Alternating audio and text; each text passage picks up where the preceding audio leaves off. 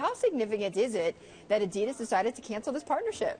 I mean, I think it's very significant. I think Adidas is actually changing its strategy when it comes to basketball. When Adidas goes out and signs a deal with an NBA, it actually expects the brand to become into more credible, more authentic to the audience that it's selling to. And obviously, in this case, it didn't work. But why? Why didn't it work? It didn't work because it probably didn't have the right product. It probably didn't have the right players.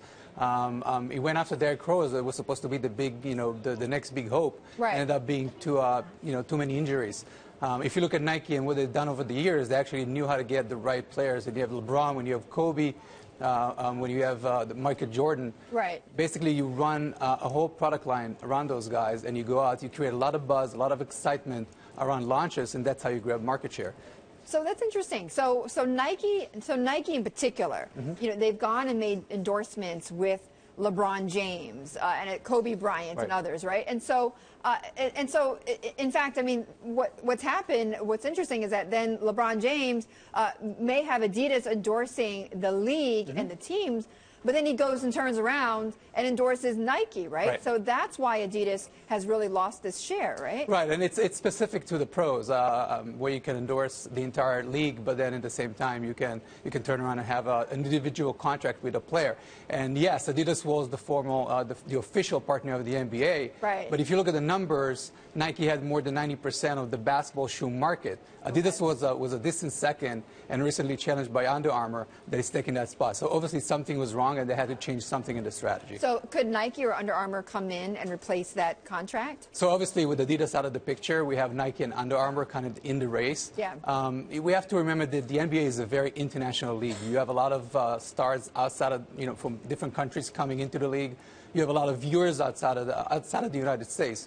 I grew up in a different continent. I remember waking up in the middle of the night just to watch Michael Jordan play. So Nike, as a company with 60% of their revenue outside of the U.S., it's probably, fits nicely into that whole global framework that the NBA has. Under Armour is a smaller company, is more focused on North America. They're fierce. They are, and they're growing very fast outside of the U.S., but I don't know if they're still in that global, as a global brand, can bring the infrastructure for the NBA. Guys, bring up the stock chart of Adidas and how it's performed. And just look at this. Adidas, the white line. Compared to Under Armour and Nike, I mean, those two guys are pretty much neck and neck right now. Right. The CEO of Adidas has got to be really in trouble here. Well, they already announced that they're not going to prolong his contract that is up in 2017, and they're going to look for a replacement.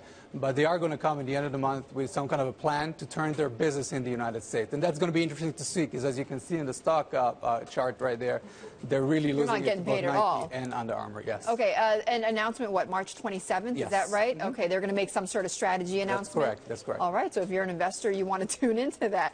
Chen, thank you so much for joining us. Bloomberg Intelligence Analyst Chen Grazutis.